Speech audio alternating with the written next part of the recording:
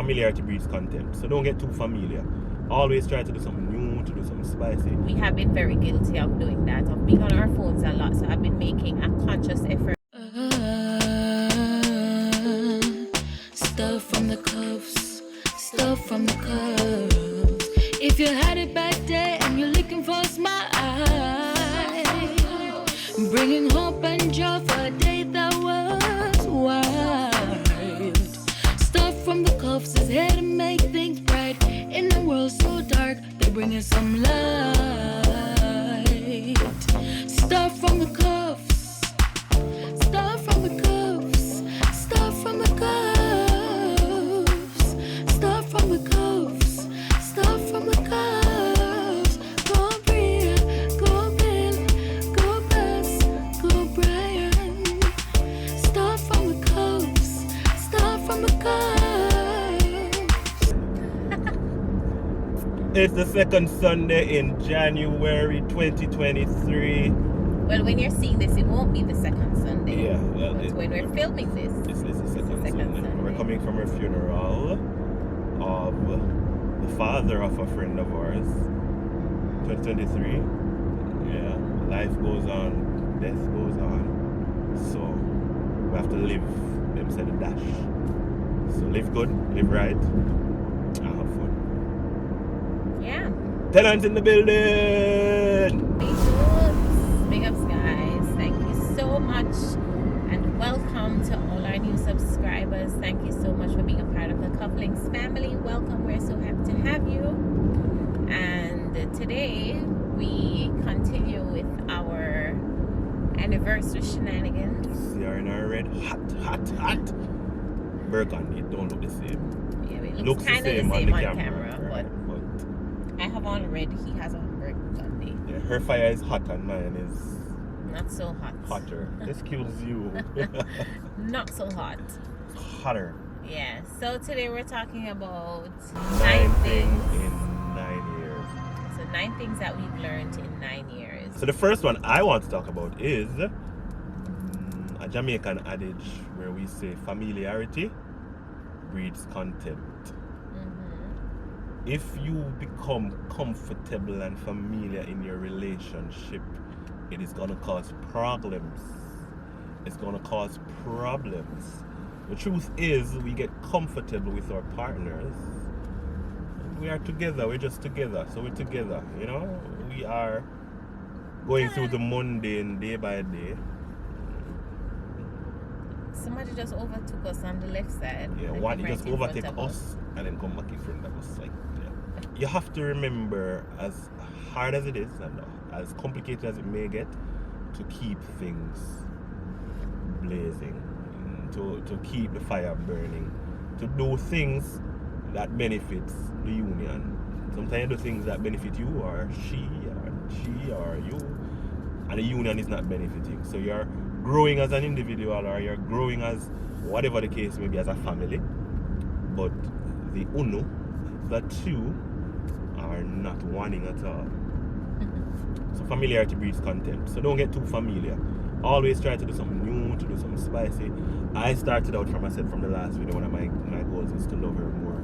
So I've been making deliberate attempts at being more intimate. I actually started challenging myself on a 7-day challenge. First share here about it. A 7-day intimate challenge. Is that already? It's fine. I want to know. It's fine. Let me know exactly It's what fine. you mean. No, so I can it's know fine. what you mean. It's fine. No, it's fine.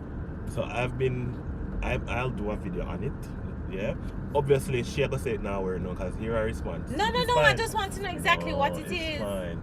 It's fine. No, I It's want fine. to know what Radam, it is. like bomb. It's alright. No, I want to So- know what it is, and I'll let them know honestly. No, I have been making a more deliberate attempt to spending more quality time with you and to touch you and to do different things when you're passing and hold your hand. Oh, I thought you said it was like a challenge. Here's a challenge to myself. Oh, okay. And to see Yeah, how it started already. baby. right, Yes, I know, okay. and to see how the quality of the relationship changes, and then I'm gonna come to you guys and tell you about it. And I'm actually writing about it. It's the first time she's hearing about it. I'm actually writing about it. So I have the name of the book and everything.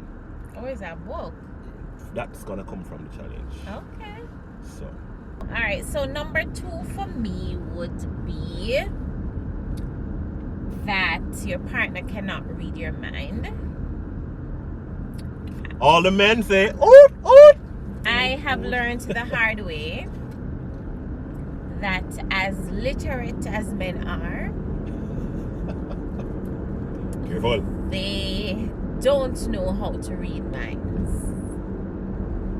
And I think maybe in our situation, for some things, if I had spoken up earlier about, how I felt about certain things or how I'm feeling about a particular issue or whatever the case may be or was at the time, things would not have festered into other things, and maybe, just maybe, things could have been resolved quicker if I didn't leave it up to them trying to figure it out. Them? Who is them? How much husband you have? Oh. But I'm just saying, men in general, instead of leaving them to figure it out, they're not going to figure it out. Yeah, that reminds me of the story that I tell at weddings about the book of dreams. And the woman tell the man how she had a dream and what she think it mean. And the man buy a book. That interpretation. Oh, excuse me, I'm sorry, I'm tired. Every video she joins. I'm so tired. If she don't yawn, it's not she. Right. So I think number 2 for me would be speak up. Say how you feel. Of course, do it with love and respect. And don't leave things to fester, because when it was just a little scrape, you would probably have a better outcome than if you leave it to become a cut with out in a sore and Maggie start taking out. Some people not understand what you're saying about and mortgage.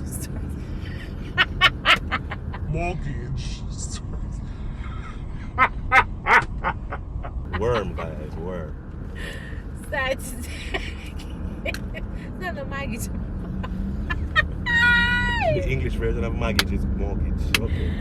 Lord Jesus. International audience be like, she's crazy. I'm so sorry, guys. Right. Until what's the other word for it? Worm. To take it. Alright, it would be harder to get it back to normal. So my number 2 would be speak up. Your partner cannot read your mind. Number 3, again using a Jamaican terminology. Telephone thing mash up my life. Communication is an interesting thing. So we did a video recently on Instagram about when the woman sends this long message pouring out her heart and the man replies K. And it's true, in communication situations, a lot of times things happen from a simple misunderstanding in a message. So you'll send out something in a message and your tone is completely, let's say for example you say, babe, why you stay so? And you type, babe, why are you like this? She might read it as, something is wrong with you, you need to change, why are you like this?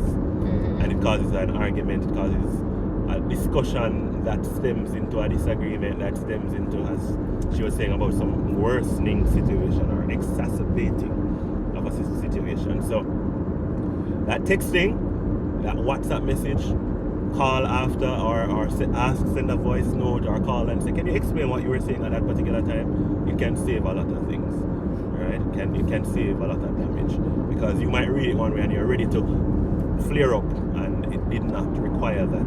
But you flaring up might cause a next flare up and then there's a big flare up.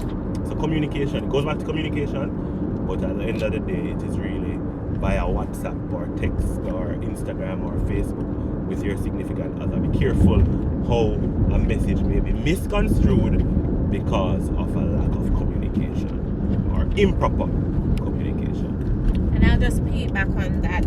Always begin to me, same telephone, that we have to be careful of not being present in mind and in soul and in body and everything, attention wise, and getting too caught up in our phones. We both have been guilty of that, of just becoming so consumed with doing different things But I also believe that we have. Like last night, I left my phone with a particular game that I play in the car, and I didn't take it out all of last night into today. Oh yeah. Deliberate. Good job, babe. I haven't played the game for 3 days, but you never realize. But No, I was on I know. No. I know that you haven't. I realize that you haven't. My guilt response. Yeah, and I realize that. So you're not playing that one. So say I play one next little one. I barely touched that. Hold on, little one. no. So when I saw you playing it last night, I'm like, wow, he hasn't been playing this game. Alright, so And I appreciate it. That's fine. I'm scheduling my game time. And that's good. Something that I've been doing, he would know this because I didn't tell him that I'm doing it. So for the past probably 4 days, Keeping secrets. for the past 4 days, I've been logging out of social.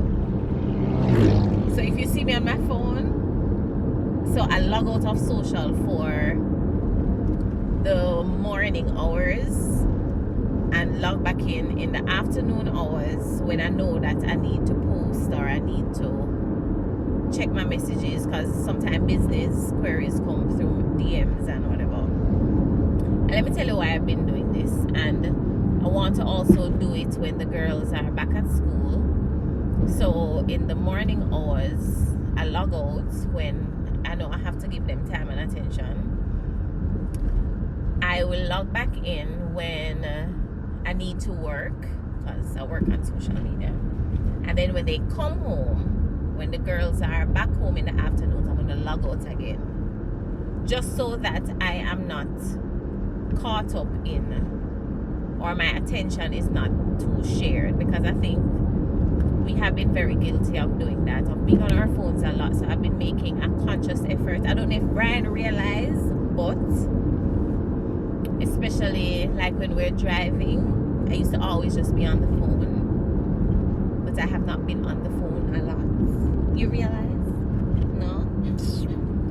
Anyway, right, so I'll just put down the phone or something. So I am trying, and I think we have spent a lot of time consumed in doing nothing on our phones and not being present in the moment, present with each other, present with the girls. And so that's definitely something that we're going to continue working on. And then to make it worse, because I know work on social media, it just compound the matter. Number 5. It's important to take a break. We've been on a 2-week break. Yes, and it's been amazing. It's a world of a difference. It reminds me of when you're on your honeymoon. In your honeymoon period, you are basically all up in each other's space, all up in each other's face, and all up in each other's place. But you're spending time together, not doing anything else. So that is when your relationship is usually at a high, because you're focused on each other for the whole time. Yeah? So we've taken that break from work and school, and it makes a world of a difference. You know, I told somebody yesterday I felt like a bum at different times, because I'm not used to not doing anything. Yeah? So it is important to take a break. Don't wait until your vacation period. Don't wait. You showed me something recently about 2 years, 2 weeks, I don't remember the exact formula. But every 2 weeks, take a night off together. Every 2 months, take a weekend off. Every 2 something else, you take a week or something. Yeah, but you take time because of how much you invest and how much time you put into other things. So take time off together. All right, numbers. Well, if you don't get a bonus, get a bonus. We're in Juice Beef drive-thru, so I will look so. Yeah, the color. Number 6. Be vigilant in your marriage, in your relationship. I remember, be vigilant and be careful. I remember there were instances where Brian and I were having rough patches, and in those instances, I can vividly recall a little a little one man would, you know, start being extra nice. I don't tell him about these things. Or would start messaging more than often, more than they usually do. Or, you know, just being sweeter than my husband seemed at the time. And in my head, I had to remind myself that, hello. I know the man watch this and message you. I had to remind Just in myself. case I'm not sweet at the time. I had to remind myself that, hello, snap. No matter how your husband's sour at the time, is your sour. Hello? So be vigilant. Be vigilant and be careful, especially during those rough times. The devil has a way of seeping through the cracks if you leave them open. So yes, be careful, be vigilant, especially during those rough patches. When it comes on to outside people getting on the inside. Next for me is, it is a continuous learning curve. It's a continuous learning curve. So sometimes they will say it gets easier or it gets better. It evolves. It evolves. And you know, you learn more about your partner. There are things about your partner you'll continue to learn. There are things about your partner that you haven't learned yet that you will learn. There are things about your partner that even they will evolve and they will change. So you have to be cognizant of that and change with those changes. So it's a learning curve. It's an evolution. As the two become one, it's an evolution. Don't let your marriage grow out of your sight, one, and two, don't let it become stagnant either. You want certain changes, you want the evolution, you want it to blossom in a different way and look better. So evolve with it and understand what the evolution on your partner's side looks like so that you can adapt. All right, number 8 for me would be seasons look different. Seasons and purpose, or purpose looks different at different seasons in your marriage. Pause.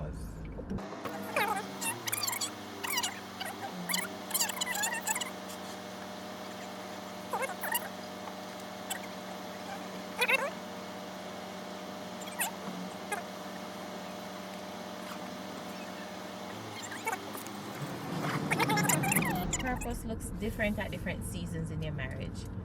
What was purpose for us, I think, in the first year? And it was purpose in there. What? Yeah, it was purpose. What was purpose for us in the first few years is completely different from what it is now. In the first few years, we could have never spoken to going through hardships and encouraging others who were going through the same. Never thought it was possible. I was so high on the moon. Never thought things would have gotten so hard and that we would have been able to overcome and use it as a testimony. So yeah, purpose looks different. And now, yeah, we still have our moments, but I think now especially Brian has become so much more involved with me on social media, and I think that is also serving its purpose. So them no say I know me alone I idiot. It's two away. It's the both of us. Right. So yeah, purpose looks different at different seasons in your marriage. Don't feel like how you start out may necessarily be how you're going to be 5 years from now, or even 5 months from now. Who knows? Based on what it is that God has in store. So embrace the changes, embrace what comes. Just make sure that you're doing it together. Number 9. Number 9 is something that I'm gonna be doing for one of my Monday musings. Thank you. And it says, get rid of the rat. Get rid of the rat. So the final one, get rid of the rat. How you call rat? The essence of it is that there was a rat somewhere in the house and we smelt it and we couldn't find it. Searched all over, couldn't find it. and we decided that we're gonna have to live with it. You know, we sprayed the place, and you know, depending on how the breeze was blowing, the time of day, depending on what we were doing, the smell would be unbearable at times, and it would be you don't even remember it sometimes. You barely smell it and you wonder. We thought it was a lizard because we couldn't find it that had crawled up in the couch. Anyway, one day we basically destroyed the couch to find a rodent that was crushed, that was small, that was hidden, that was causing an unpleasant situation. And I thought about it that in your relationships, don't allow the rodents or the smell to be so tolerable that you allow it to stay and it may cause a bigger problem. Suffice to say, we've gotten rid of it for about 4 or 5 days, and we continually have to be disinfecting the area, and we continually have to be cleaning it and spraying it to get rid of the scent, because even though the situation has been fixed, there's a lingering smell. Come let me smell it now. Same thing in a relationship. It's gonna take time for whatever may have been there to dissipate and to be completely gone. The memory of it may live on, but it will not have that stink still. You know, get rid of the stink. Get rid of the source of the stink. You don't try and mask it. Yeah, you come out and you smile and you look good in a relationship, and you know that the truth is when you finish, no. Fix it. Deal with it. Because if, let's say that rat stayed, it may have started breeding up worms. The worms then would cause a problem with the kids. You know, let's say Bella may have encountered it one day, that smell, or she may have ate something near the area. Whatever, she could have gotten sick, the girls could have gotten sick, etc., and it could be a spiral downwards. So deal with it. You know, have the uncomfortable conversations. You know, as wifey said, don't be afraid to talk. She said something to me the other day, and at first when she said it, I felt offended. I felt a little cute. But I have been making the steps towards making sure that there is no rat and there is no stink. Yeah. So those are our 9 things in 9 short videos. So it's 20-something minutes. 9 short things that we believe in 9 years of marriage has taught us, and we hope somebody's encouraged. Whether you're married or you're not yet married, whether you're losing the fire or you're working on getting the fire up again. Yeah, just 2 young people married for a little while, trying to share as we continue to learn, trying to keep our fire blazing, trying to tolerate each other, love each other, support each other. Yeah, love and relationships is a whole ball game. It's not just one thing. Talk about life throwing curveballs at you. Marriage, you see curveball, you see fastball, all kind of you balls. see slow. That's it for today's vlog. Remember to like, share, subscribe as we continue to keep the fire. We're fun, Inspirational, we're real, and you're educational. Bam, we're out. Bye. Stuff from the cuffs, stuff from the cuffs. If you had it back there and you're looking for a smile, bringing hope and joy for a day that was wild. Stuff from the cuffs is here to make things bright. In a world so dark, they bring us some love.